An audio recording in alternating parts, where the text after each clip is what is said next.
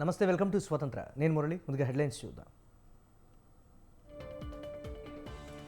ఏపీలో అధికార ప్రతిపక్షాల మధ్య మాటల యుద్ధం. ఎన్నికల సమరానికి సై అంటున్న నేతలు.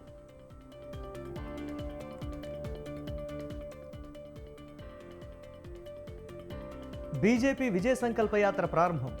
దేశం బీజేపీ వైపు చూస్తోందన్న కిషన్ రెడ్డి.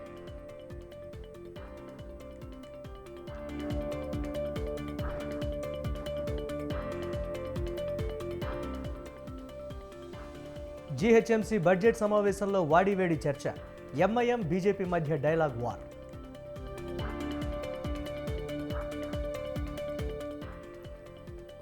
ఏకగ్రీవంగా ఎన్నికైన రాజ్యసభ అభ్యర్థులు.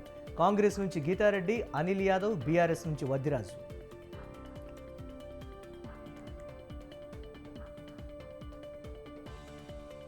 చండీగఢ్ మేయర్గా ఆప్ అభ్యర్థి స్పష్టం చేసిన సుప్రీంకోర్టు.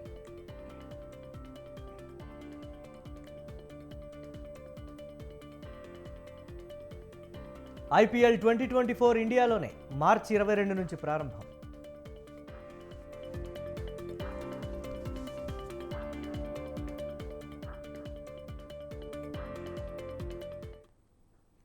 పేద కుటుంబాలు అప్పుల పాలు కావద్దనే వైఎస్ఆర్ కళ్యాణమస్తు, వైఎస్ఆర్ షాదీతోపా సాయాన్ని అందిస్తున్నామని సీఎం జగన్ అన్నారు. వైఎస్ఆర్ కళ్యాణమస్తు, వైఎస్ఆర్ షాదీతోపా 5వ విడత నిధుల్ని లబ్ధిదారుల తల్లుల ఖాతాల్లో సీఎం జగన్ జమ చేశారు. పేద తల్లిదండ్రులు తమ పిల్లలను చదివించి వారి వివాహాన్ని గౌరవప్రదంగా జరిపించేందుకు ప్రభుత్వం అండగా ఉందని చెప్పారు. చంద్రబాబు హయాంలో ఇది నామకే వాస్తే ఇచ్చారని సీఎం జగన్ విమర్శించారు.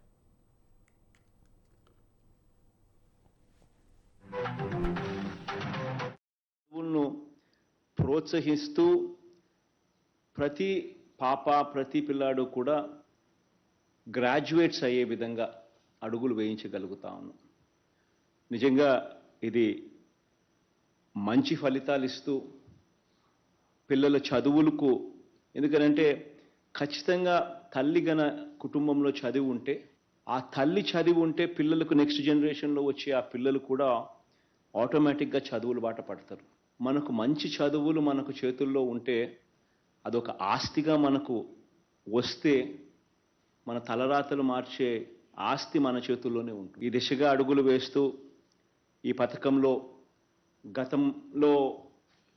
గత హయాంలో చంద్రబాబు నాయుడు గారి హయాంలో, గత ప్రభుత్వ హయాంలో ఏదో నామకే వాస్తే ఇచ్చామంటే ఇచ్చామన్నట్టుగా ఇచ్చే పరిస్థితిని కాకుండా ప్రతి క్వార్టర్ అయిపోయిన వెంటనే, ఈ క్వార్టర్ అయిపోయిన వెంటనే ఒక నెల వెరిఫికేషన్ ఇచ్చి ఆ తర్వాత వెంటనే ఇచ్చేట్టుగా, గ్రామ సచివాలయాల్లోనే మ్యారేజ్ సర్టిఫికెట్ ఇచ్చేట్టుగా కూడా మార్పు చేస్తూ, నేరుగా మన గ్రామంలోనే మన గ్రామ సచివాలయంలోనే మ్యారేజ్ సర్టిఫికెట్ కూడా తీసుకునే వెసులుబాటును కూడా అక్కడికే ఇస్తూ ప్రతి ఒక్కరికి కూడా ఈ పథకం అందుబాటులోకి తీసుకొస్తూ సచివాలయంలో ఏ ఒక్కరూ కూడా మిస్ కాకుండా ప్రతి ఒక్కరూ దీన్ని అవైల్ చేసుకునే వెసులుబాటును కూడా కల్పిస్తూ ఈ పథకాన్ని సచివాలయం దాకా తీసుకుపోవడం జరిగింది.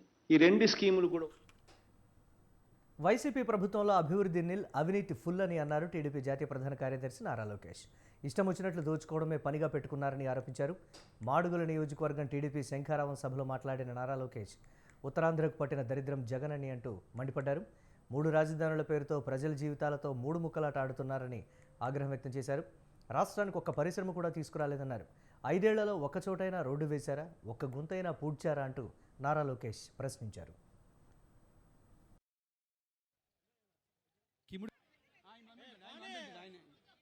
జగన్ రోజు పొద్దున్నేస్తే బూతులు వినాలి, పడుకునే ముందర కూడా బూతులని పడుకుంటాడు అనుకుంటా. ఏకంగా ఈ రోజు చంద్రబాబు నాయుడు గారిని, పవన్ అన్నని, మీ లోకేష్ ని బూతులు తిట్టమని కలెక్టర్లు చెప్తున్నాడు. వాళ్ళ పార్టీకి చెందిన ఎమ్మెల్యేలు, ఎంపీలు నన్ను బూతులు తిట్టబోతే వాళ్ళు టికెట్ కట్టంట. నిర్ణయాల పరంగా మేమేమి విభేదిస్తాం గాని ఇట్లా బూతులు తిట్టే సంస్కారం మాది కాదంటే వద్దా, నువ్వు అసలు నా పార్టీలో ఉండదని బయటికి గంటేసే పరిస్థితి ఈ రోజు చూస్తున్నాం. ఎన్నికల ముందర నవరత్నాలు అన్నాడు, ఇప్పుడు బూతులకి రత్నాలు ఇస్తున్నాడు. దాంట్లో మొదటి బూత్ రత్నం ఇచ్చింది సన్న బియ్యం సన్నాసి కొడాల నానికి. 10th క్లాస్ పేపర్ లీక్ లో జగన్, 10th క్లాస్ పేపర్ దొంగతనంలో జగన్ హైదరాబాద్ లో దొరికాడు తల్లి. పంజాగుట్ట పోలీస్ స్టేషన్ లో ఎస్ఐ గారు జగన్ ని చితకబాదాడు తల్లి. అలాంటి వ్యక్తి నాడు నేడంటే అందరూ ఏదో చేస్తాడు అనుకున్నాం. గత 5 ఏళ్లుగా 32,000 పాఠశాలల్లో ప్రారంభించిన పనులని ఎక్కడుందో అక్కడ ఆగిపోయినాయి. ఇది ఎంత కంట్రీ అయ్యాడంటే మనం కట్టిన భవనాలకి రంగులేసి ఏదో ఇతను పనులు చేశాడని చెప్పుకుంటున్నాడు. జగన్ రోజు పొద్దున్నేస్తే బూతులు వినాలి, పడుకునే జనసేన అధినేత పవన్ కళ్యాణ్ ఆటలో అరటిపండు లాంటి వారంటూ ఆంధ్రప్రదేశ్ మంత్రి అంబటి రాంబాబు ఎద్దేవా చేశారు. ఎప్పుడు బయట ఉంటారో ఎప్పుడు రాజకీయాల్లో ఉంటారో ఎవరికీ తెలియదని అన్నారు. ఎన్నికల్లో చూసుకుందామంటూ టీడీపీ జనసేనకు అంబటి సవాల్ విసిరారు. పవన్ వారాహిని షెడ్యూలో పెట్టేశారని అన్నారు. చంద్రబాబు రా కదలిరా అంటూ ఉంటే ఎవరూ రావడం లేదని చెప్పారు. వైసీపీ సిద్ధం సభలు గ్రాండ్ సక్సెస్ అవుతున్నాయని అన్నారు. టీడీపీకి ముందుంది ముసళ్ల పండగ అని చెప్పారు. విషయాన్ని మనం ఒకసారి చూసినట్లయితే చాలా చోట్ల చంద్రబాబు ఆటలో అరటిపండు ఆయన ఎక్కడున్నాడో జనంలో ఉన్నాడో బయట ఉన్నాడో తెలియదు కానీ ఆయన వారాహి అనేటువంటి ఒక వెహికల్ ఎప్పుడో పాపం తయారు చేసుకున్నాడు. ఇప్పుడు కోసం మరి ఎప్పటి కోసం ఎన్నిసార్లు ఎక్కాడో తెలియదు. దానికి ఆయిల్ కూడా కొట్టించినటువంటి పరిస్థితులు కనిపించడం లేదు రీసెంట్ గా. ఇది వాళ్ళ రాష్ట్రంలో ఉన్నటువంటి పరిస్థితి. అయితే రా కదలిరా అనే అంశాన్ని మనం ఒకసారి చూసినట్లయితే చాలా చోట్ల చంద్రబాబు నాయుడు గారు బహిరంగ సభలు నిర్వహించారు. రా కదలిరా అంటే ఎవడు రావటంలా ఎవడు కదలటల్లా, వెనక కుర్చీలన్నీ ఖాళీలు. ఇంకోటి వాళ్ళ అబ్బాయి మాజీ మంత్రి లోకేష్ గారు శంఖారావం అన్నాడు. అది శంఖారావం మరి నాకు తెలియదు కానీ వార్తల్లో చెబుతున్నారు. ఆయన మాత్రం చెప్పలేడు. ఆ శంఖం ఊదలేకపోతున్నాడు. ఇంకా రావం ఎక్కడొస్తుంది? ఆ శంఖాన్నే ఊదలేనటువంటి దశలో శంఖారావం మొదలెట్టే కార్యక్రమం చేస్తున్నాడు ఆయన. శంఖారావం అది. పాల్గొన్న ప్రతి సిద్ధం బహిరంగ సభ రాజకీయ చరిత్రలోనే ఇంత ఉత్సాహంగా ఇంత భారీగా జరిగినటువంటి సమావేశమే లేదన్నట్టుగా జరుగుతున్నాయి. ఆటలో అరటిపండు ఆయన ఎక్కడున్నాడో జనంలో ఉన్నాడు. కుర్చీలు మడత పెట్టడంలో లోకేష్ ది గిన్నీస్ రికార్డ్ అని అన్నారు. టీడీపీ కుర్చీని కూడా లోకేష్ మడత పెట్టేస్తారని చెప్పారు. 175కి 175 కొట్టబోతున్నామని తెలిపారు. టీడీపీ మేనిఫెస్టో అంటేనే ఓ తెల్ల కాగితమని చెప్పారు. జగన్ సిద్ధం సభలతో టీడీపీ భ్రమలు తొలగిపోయాయని తెలిపారు. బాలయ్య డైలాగ్ చంద్రబాబు చెప్తే ఎలా అని అన్నారు. సవాలంటూ చంద్రబాబు పెద్ద పెద్ద డైలాగ్స్ చెబుతున్నారని చెప్పారు. ఏంటంటే ఆ సవాల్ ఏంటంటే దమ్ముంటే నాతో బహిరంగ చర్చకు రా. టైం నువ్వు చెప్తావా నన్ను చెప్పమంటావా? ప్లేస్ నువ్వు చెప్తావా నన్ను చెప్పమంటావా? అదే బాలకృష్ణ సినిమాలో ఒక డైలాగ్ ఉందిలే, ఆ డైలాగ్ రిపీట్ చేస్తున్నాడు పాపం. బాలకృష్ణ చెబితే హీరో కాబట్టి కాస్త మేకప్ గీకప్ ఉంటది, మ్యూజిక్ ఉంటది కాబట్టి కొద్దిగా కామెడీగా అయినా బాగుంటది. నువ్వు చెబితే ఏం బాగుంటుంది చెప్పు? సవాళ్ళు విసిరితే బాగుంటుందా? చంద్రబాబు నాయుడు గారు నాకు అర్థం కాలేదు. ఏనికంటావు చర్చకి రావాలా? సిగ్గుంది అసలు నీకు? ఆ శాసనసభలో చర్చించమయ్యా బాబు, ప్రధాన ప్రతిపక్ష నాయకుడివి చర్చించు అంటే నేను చర్చించను, నా వల్ల కాదు. ఇక్కడ నేను అసలు శాసనసభకే రానని పారిపోయినటువంటి దద్దమ్మవు నువ్వు. వాళ్ళు శాసనసభ టైం అయిపోయింది, ఇంకా శాసనసభ పెట్టే అవకాశం కూడా లేదు కాబట్టి రా చర్చిద్దాం రా అంటే ఇక మాకేం తీరిక లేదా? నాకు అర్థం కాలేదు. జగన్మోహన్ రెడ్డి గారికి తీరిక లేనటువంటి సమయంలో, సిద్ధమవుతున్నటువంటి సందర్భంలో మా చంద్రబాబు కూడా సవాల్ చేశాడని అనిపించుకోవడం కోసం దద్దమ్మ సవాళ్లు చేస్తున్నాం. సరే ఓకే, నువ్వు చేయొచ్చా సవాల్ రా, నేను సిద్ధంగా ఉన్నా, దేనికైనా సిద్ధం. నీ తెలుగుదేశం ఆఫీసులో అయినా చర్చకు సిద్ధం. చంద్రబాబు నాయుడు గారు సవాల్ చేస్తున్నాడు. నాకు అర్థం కాదు. ఇటీవలే వైసీపీ నుంచి కాంగ్రెస్లో చేరిన ఆళ్ల రామకృష్ణారెడ్డి మళ్లీ సొంత గూటికి చేరుకున్నారు. వెనువెంటనే మంగళగిరి అధికారులతో సమీక్ష సమావేశం నిర్వహించారు. నియోజకవర్గంలో పెండింగ్ పనులను త్వరగా పూర్తి చేయాలంటూ అధికారులను ఆదేశించారు. తన రాజీనామాను స్పీకర్ ఆమోదించలేదు కాబట్టి తాను ఎమ్మెల్యే హోదాలోనే ఉంటానన్నారు. మంగళగిరి సీటు బీసీలకే అని సీఎం చెప్పారని, ఈసారి ఎవరికి సీట్ ఇచ్చినా వారి గెలుపు కోసం కృషి చేస్తానన్నారు ఆళ్ల. మీరు అధికారంలో ఉన్నప్పుడు సైమల్టేనియస్ గా వాళ్ళు కూడా మీ ప్రభుత్వం నడిపాము, అభివృద్ధి కంటే మీరు చేసిన పథకాలే బోర్డు ఉన్నాయని చెప్తున్నారు. ఏమండి, ముఖ్యమంత్రిగా మంత్రిగా చంద్రబాబు నాయుడు గారు నారా లోకేష్ గారు ఉండి అప్పుడు నడవలేని వాళ్ళు ఇవాళ మేము ప్రభుత్వాన్ని నడిపామని అంటాం ఎంతవరకు సమంజసం అండి? అది షర్మిల గారికి చెప్పి మీరు మారారు వచ్చేసారు. నేను చెప్పలేదండి, అబద్ధం చెప్పాల్సిన అవసరం లేదు, నేను చెప్పలేదు. కాంగ్రెస్ పార్టీ విధి విధానాలు నచ్చలేదు మీకు అంటున్నారు. లేదు, ఇవన్నీ తప్పులండి, ఇవన్నీ తప్పులండి. ఒకే ఒక్క మాట చెప్తాను ఆ పార్టీ గురించి కానీ ఏదైనా కూడా. 2009లో ఉమ్మడిగా రాష్ట్రంగా ఈ ఆంధ్రప్రదేశ్ ఉన్నప్పుడు రాష్ట్రంలో ఉన్నటువంటి ప్రతిపక్షాలు మొత్తం కూడా కలిసి దివంగత మహానేత రాజశేఖర రెడ్డి గారికి వ్యతిరేకంగా పోటీ చేసినప్పుడు రాష్ట్ర ప్రజలందరూ కూడా ఆ రోజున రాజశేఖర రెడ్డి గారిని ముఖ్యమంత్రిని చేసుకున్నారు. ఇవాళ చీలిపోయినటువంటి ఈ ఆంధ్రప్రదేశ్లో రాజశేఖర రెడ్డి గారి బాటలో నడుస్తున్నటువంటి జగనన్నకి వ్యతిరేకంగా ప్రతిపక్షాలన్నీ కూడా ఏకమయ్యి మళ్ళా తిరిగి జగనన్న మీద ఇవాళ రాజకీయంగా యుద్ధం చేయబోతా ఉన్నాయి. టీడీపీ మీరు అధికారంలో ఉన్నప్పుడు నూజివీడు టీడీపీలో పరిణామాలు వేగంగా మారిపోతున్నాయి. టీడీపీ అధినేత చంద్రబాబు నాయుడు కీలక నిర్ణయం తీసుకున్నారు. నూజివీడు టీడీపీ ఇన్ఛార్జిగా పార్థ సారథిని ప్రకటించారు. నూజివీడు నుంచి టీడీపీ తరపున ఆయన పోటీ చేయనున్నారు. కాగా నూజివీడు టీడీపీ ఇన్ఛార్జిగా మాజీ ఎమ్మెల్యే ముద్రబోయిన వెంకటేశ్వరరావు ఉన్నారు. నూజివీడు టికెట్ పార్థ సారథికి ఇస్తున్నట్లు ఖరారు కావడంతో ముద్రబోయిన తీవ్ర అసంతృప్తి వ్యక్తం చేశారు. అయితే ముద్రబోయినకు సర్ది చెప్పే ప్రయత్నం చేసింది టీడీపీ అగ్రనాయకత్వం. బుజ్జగించేందుకు ప్రయత్నాలు కూడా చేసింది. కానీ ముద్రబోయిన రాజీ పడలేదు. ఏకంగా తాడేపల్లి క్యాంప్ ఆఫీస్కు వెళ్లి సీఎం జగన్ను కూడా కలిశారు. ఈ పరిణామంతో చంద్రబాబు కీలక నిర్ణయం తీసేసుకున్నారు. ముద్రబోయిన సీఎంఓకు వెళ్లడంతో పార్థసారథిని నూజివీడు టీడీపీ ఇన్ఛార్జిగా నియమించారు.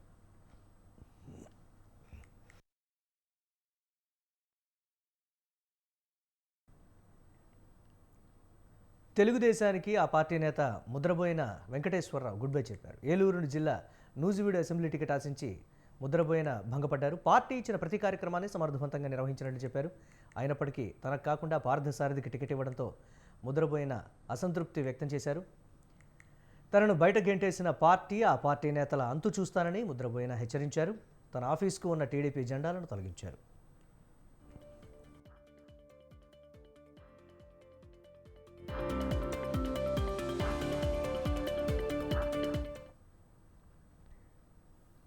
దేశ రాజధాని ఢిల్లీలో కేంద్ర మంత్రి నితిన్ గడ్కరీతో Telangana CM Revanth Reddy, deputy CM Bhatti Vikramarka, రోడ్లు భవనాల శాఖ మంత్రి కోమటిరెడ్డి వెంకటరెడ్డి భేటీ అయ్యారు. తెలంగాణ రాష్ట్రంలో జాతీయ రహదారులు అభివృద్ధి, రాష్ట్రీయ రహదారులను జాతీయ రహదారులుగా గుర్తింపు సహా పలు కీలక అంశాలపై చర్చించారు. తెలంగాణలోని 15 రాష్ట్రీయ రహదారులను జాతీయ రహదారులుగా అప్గ్రేడ్ చేయాలని కేంద్ర మంత్రికి సీఎం విజ్ఞప్తి చేశారు. Hyderabad Srisailam 4 line elevated corridor, Hyderabad Kalwakurthy రహదారిని 4 వరుసలుగా అభివృద్ధి చేయడం, రీజనల్ రింగ్ రోడ్డు దక్షిణ భాగం అభివృద్ధి, హైదరాబాద్ విజయవాడ జాతీయ రహదారిని 6 వరుసలుగా విస్తరించడంపై గడ్కరీతో చర్చించారు. Central road and infrastructure fund నుండి తెలంగాణకు నిధుల కేటాయింపు పెంచాలని విజ్ఞప్తి చేశారు.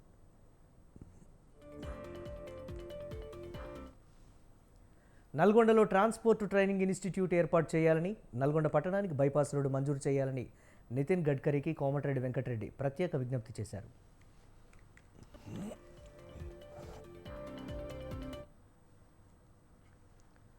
తెలంగాణలో బీజేపీ విజయ సంకల్ప యాత్రలు ప్రారంభమయ్యాయి. రాష్ట్రంలోని అత్యధిక లోక్సభ స్థానాల్లో గెలిపే లక్ష్యంగా పార్టీ నేతలు ఈ కార్యక్రమానికి శ్రీకారం చుట్టారు.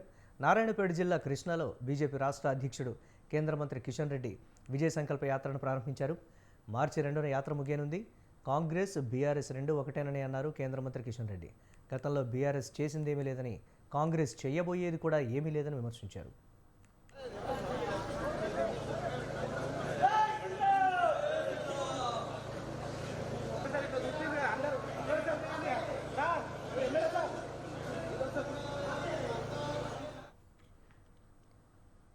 తెలంగాణ రాజకీయాల్లో మరో ఆసక్తికరమైన పొత్తుపై రకరకాల ఊహాగానాలు ఊపందుకుంటున్నాయి.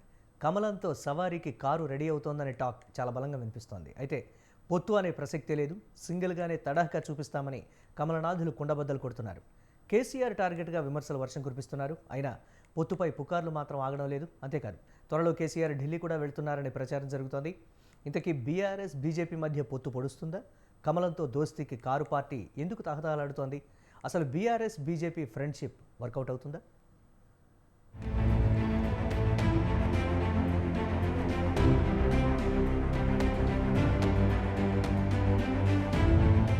తెలంగాణలో అధికారం కోల్పోయిన బీఆర్ఎస్ పార్టీ లోక్సభ ఎన్నికల్లోనైనా ఉనికిని చాటుకోవాలని భావిస్తోంది. అందులో భాగంగానే బీజేపీతో పొత్తుకు గులాబీ పార్టీ సిద్ధమైనట్లుగా రాజకీయ వర్గాల్లో చర్చ జరుగుతోంది. ఇప్పటివరకు తెలంగాణలో అధికారంలో ఉండడంతో బీఆర్ఎస్ పార్టీకి ఎలాంటి ఇబ్బందులు రాలేదు. అయితే ఇప్పుడు ప్రతిపక్షంలోకి రావడంతో కాంగ్రెస్ పార్టీ నుండి బీఆర్ఎస్కు అనేక సవాళ్లు ఎదురవుతున్నాయి. గత ప్రభుత్వ హయాంలో భారీగా అవినీతి అక్రమాలు జరిగాయని, అవన్నీ వెలికి తీస్తామని కాంగ్రెస్ ప్రభుత్వ పెద్దలు ఇప్పటికే స్పష్టం చేశారు. తెలంగాణను దోపిడీ చేసిన వారిని ఎవరిని వదలమని హెచ్చరిస్తున్నారు. దీంతో రాబోయే కాలంలో వచ్చే ఇబ్బందులను ఎదుర్కోవడంతో పాటు బీఆర్ఎస్ పార్టీని, కేడర్ను కాపాడుకోవడం గులాబీ బాస్ కేసీఆర్కు ప్రతిష్టాత్మకంగా మారింది.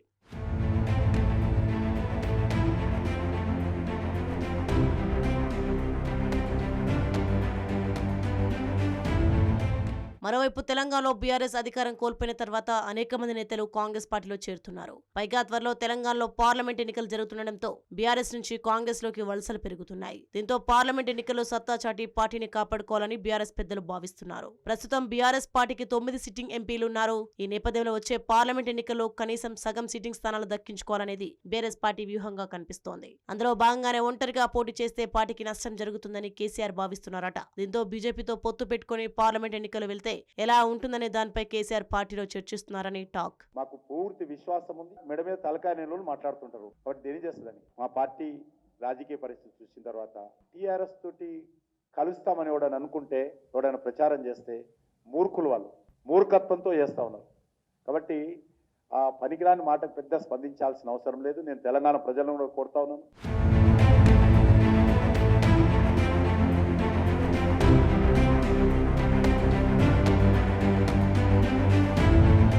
తెలంగాణలో వచ్చే పార్లమెంట్ ఎన్నికల్లో బీజేపీతో పొత్తు పెట్టుకుంటే ఎలా ఉంటుంది అనే దానిపై కేసీఆర్ బీఆర్ఎస్ నేతల అభిప్రాయాలు తీసుకుంటున్నారట. ప్రస్తుతం తెలంగాణలో అధికారం లేదు కాబట్టి పార్లమెంట్ ఎన్నికల్లో బీజేపీతో పొత్తు పెట్టుకుని పోటీ చేస్తే మెరుగైన ఫలితాలు వస్తాయని కేసీఆర్ భావిస్తున్నారట. కేంద్రంలో బీజేపీ అధికారంలోకి వస్తే కేంద్ర ప్రభుత్వంలో భాగస్వామ్యం కావాలనేది గులాబీ బాస్ వ్యూహంగా తెలుస్తోంది. కేంద్రంలో అధికారం పంచుకోవడం ద్వారా తెలంగాణలో బీఆర్ఎస్ పార్టీకి ఎలాంటి ఇబ్బందులు ఉండవనేది గులాబీ బాస్ ఆలోచనగా చెప్తున్నారు.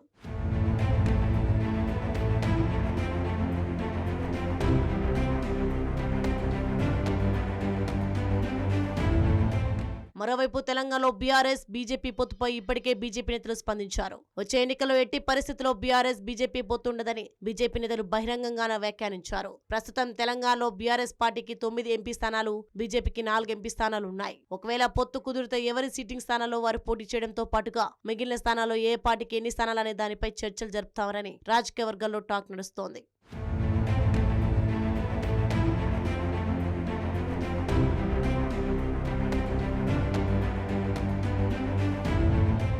ఇక తెలంగాణలో బీఆర్ఎస్ అధికారం కోల్పోయిన తర్వాత తొలిసారిగా ఆ పార్టీ అధినేత కేసీఆర్ త్వరలోనే ఢిల్లీకి వెళ్తారని చర్చ నడుస్తోంది. ఢిల్లీ పర్యటనలో భాగంగా ప్రధాని మోదీతో పాటుగా బీజేపీ పెద్దలను కలిసి చర్చలు జరుపుతారని తెలుస్తోంది. వారం 10 రోజుల్లో కేసీఆర్ ఢిల్లీ వెళ్లనున్నారనే టాక్ వినిపిస్తోంది. కేసీఆర్ ఢిల్లీ పర్యటన తర్వాత బీఆర్ఎస్ బీజేపీ పొత్తులపై స్పష్టత వచ్చే అవకాశం ఉన్నట్లుగా తెలుస్తోంది.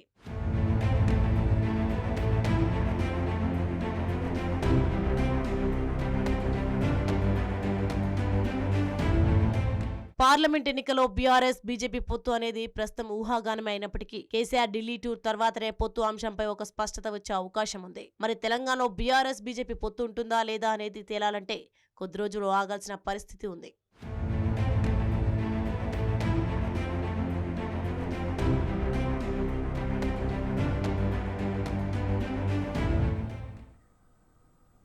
పార్లమెంట్ ఎన్నికల వేళ గ్రేటర్ జీహెచ్ఎంసీ సమావేశాల్లో బీజేపీ వ్యూహం ఏంటి? హైదరాబాద్ ఎంపీ సీటుపై కమలం కన్నుపడిందా? గతంలోనే ఎంఐఎంను ఓడిస్తామని ఛాలెంజ్ చేసిన బీజేపీ అందుకు తగ్గట్లు గ్రేటర్ను సభను తమకు అనుకూలంగా మార్చుకుంటుందా? Let's watch the story.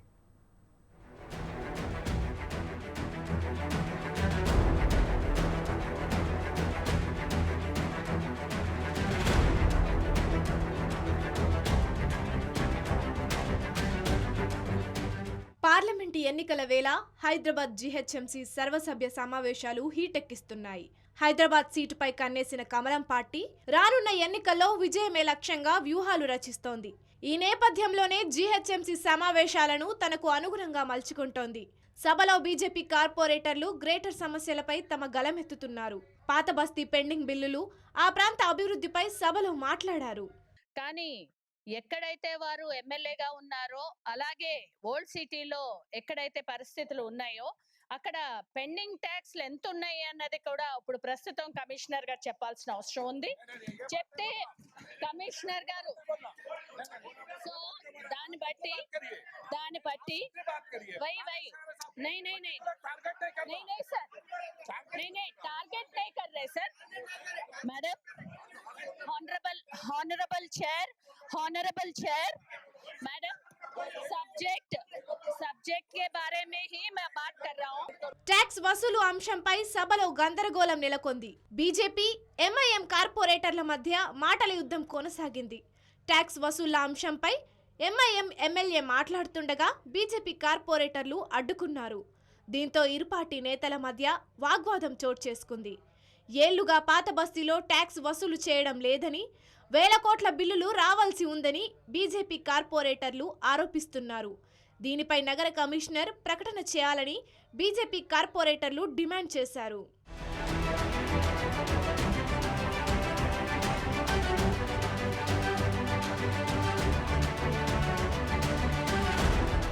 జీహెచ్ఎంసీలో ప్రకటనలపై కూడా సభలో ప్రకంపనలు రేగాయి. మెట్రోలో 2 ప్రైవేట్ సంస్థలు మాత్రమే నడిపిస్తున్నాయన్నారు. వేల కోట్లు సంపాదించుకుంటూ జీహెచ్ఎంసీకి ₹1 కూడా ట్యాక్స్ పే చేయడం లేదని ఫైర్ అయ్యారు. Metro pillars, hoardings, metro stations, bus షెల్టర్స్లోని ప్రకటనలన్నింటినీ కేవలం 2 ప్రైవేట్ ఏజెన్సీలు మాత్రమే ఏలుతున్నాయన్నారు.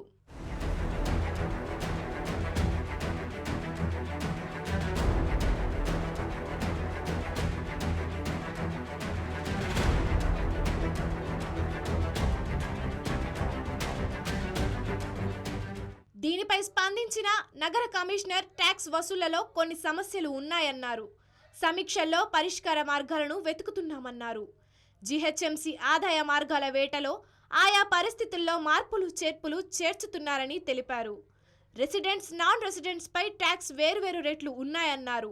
రేట్ల మార్పుపై 2017లో ఒకసారి, 2019లో జీవోలు విడుదల అయ్యాయన్నారు. డిగ్నిటీ హౌసెస్కు డోర్ నెంబర్స్ వేసేందుకు యాక్షన్ మొదలైందన్నారు.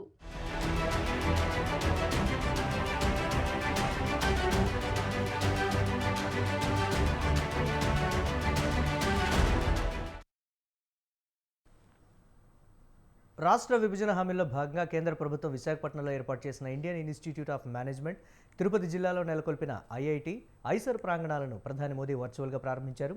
కర్నూలు IIITని జాతికి అంకితమిచ్చారు. నిజామాబాద్లో కొత్తగా నిర్మించిన కేంద్రీయ విద్యాలయ సముదాయాన్ని మోదీ వర్చువల్గా ప్రారంభించారు.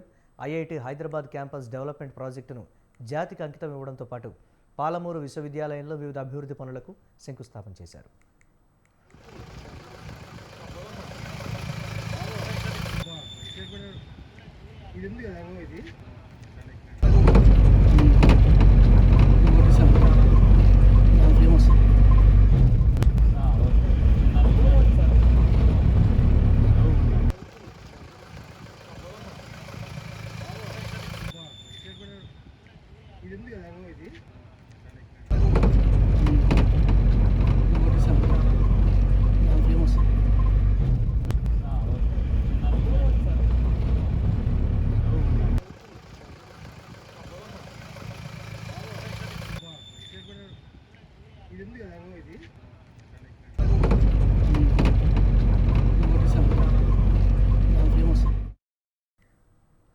త్వరలో వికసిత్ కశ్మీర్ కల సాకారమవుతుందని ప్రధాని మోదీ అన్నారు. కొన్నేళ్లుగా జమ్మూ కాశ్మీర్ను ఎవరూ పట్టించుకోలేదని తెలిపారు. జమ్మూ కాశ్మీర్ నుంచి అభివృద్ధి పనులు ప్రారంభించడం సంతోషంగా ఉందన్నారు. జమ్మూ నుంచి ఐఐటి, ఐఐఎం, నవోదయ లాంటి విద్యా సంస్థలను ప్రారంభించి జాతికి అంకితం చేశారు. దేశంలోని 20 కొత్త కేంద్రీయ విద్యాలయాలు, 13 కొత్త నవోదయ విద్యాలయ భవనాలను కూడా మోదీ ప్రారంభించారు. కుటుంబ రాజకీయాలు చేసేవాళ్లు వాళ్లకు లబ్ధి కలిగేలా మాత్రమే వ్యవహరిస్తారని అన్నారు. జమ్మూ కాశ్మీర్ను అన్ని విధాలుగా అభివృద్ధి చేస్తామని హామీ ఇచ్చారు. कश्मीर के लोगों का ये प्यार, आप इतनी बड़ी संख्या में ये हम सभी के लिए बहुत बड़ा आशीर्वाद है। विकसित भारत को समर्पित ये कार्यक्रम सिर्फ यहीं तक सीमित नहीं है। आज देश के कोने कोने से, अनेक शिक्षण संस्थानों से हमारे साथ लाखों लोग जुड़े हैं। इतना ही नहीं, शायद एक साथ इतने स्थान पर बहुत ही वेल ऑर्गेनाइज इतना बड़ा कार्यक्रम, और वो भी जम्मू कश्मीर की धरती पर। प्रकृति हर पल जब चुनौती देती है, जम्मू कश्मीर के लोग अभिनंदन के अधिकारी हैं। जम्मू कश्मीर के इतिहास में ये पहली बार हुआ जब कोई सरकार उनके दरवाजे पर आई। कोई भी सरकार की योजना के लाभ कोई भी जो उसका हकदार है। లోక్సభ ఎన్నికలపై కేంద్ర ఎన్నికల కమిషన్ మార్చి 9 తర్వాత స్పష్టమైన ప్రకటన చేసే అవకాశం ఉంది. దేశంలో 18వ లోక్సభకు సార్వత్రిక ఎన్నికలు ఏప్రిల్, మే నెలల్లో జరగనున్నాయి. 2024 లోక్సభ ఎన్నికలతో పాటు ఆంధ్రప్రదేశ్ సహా కొన్ని రాష్ట్రాల్లో ఏకకాలంలో అసెంబ్లీ ఎన్నికలకు ఎన్నికల కమిషన్ సన్నాహాలు చేస్తోంది. ఈసీఐ అధికారుల బృందం ఈ మధ్య వివిధ రాష్ట్రాల్లో వరుస పర్యటనలు చేస్తోంది.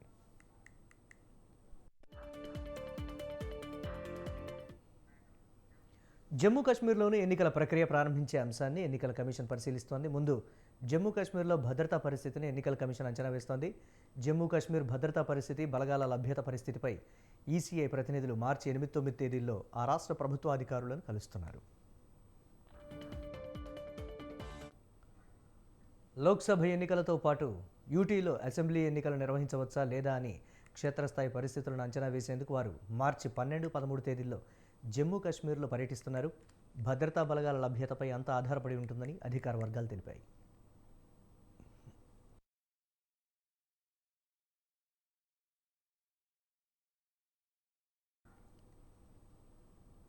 పరువు నష్టం కేసులో కాంగ్రెస్ నాయకుడు రాహుల్ గాంధీకి ఊరట లభించింది. ఉత్తరప్రదేశ్లోని సుల్తాన్పూర్ కోర్టు బెయిల్ మంజూరు చేసింది. 2018 పరువు నష్టం దావా కేసులో రాహుల్ కోర్టుకు హాజరయ్యారు. రాహుల్ తరపు న్యాయవాదుల వాదన విన్న కోర్టు బెయిల్ మంజూరు చేసింది. 2018లో బెంగళూరులో కేంద్ర హోంమంత్రి అమిత్ షాపై రాహుల్ గాంధీ అభ్యంతరకరమైన వ్యాఖ్యలు చేశారంటూ బీజేపీ నేత విజయ్ మిశ్రా పరువు నష్టం కేసు దాఖలు చేశారు. ఆ కేసును తాజాగా విచారించిన కోర్టు బెయిల్ మంజూరు చేసింది. దీంతో భారత్ జోడో న్యాయయాత్రలో పాల్గొనేందుకు రాహుల్ వెళ్ళిపోయారు.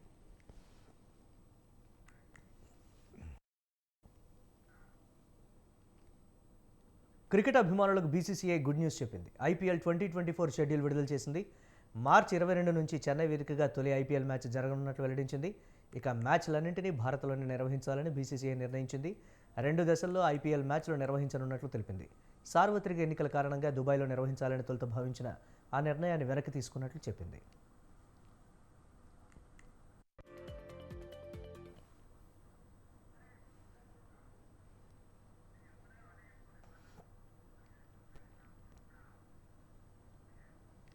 విరాట్ కోహ్లీ దంపతులు మరోసారి తల్లిదండ్రులయ్యారు. ఫిబ్రవరి 15న అనుష్క శర్మ పండంటి మగబిడ్డకు జన్మనిచ్చినట్లు విరాట్ ట్వీట్ చేశారు. తమ కుమారుడికి అకాయిగా నామకరణం చేసినట్లు తెలిపారు. ఈ జంటకు ఇప్పటికే వామిక అనే పాప ఉంది. బాబు పుట్టడంతో వారి అభిమానులు సోషల్ మీడియా వేదికగా శుభాకాంక్షలు తెలుపుతూ పోస్టులు పెడుతున్నారు.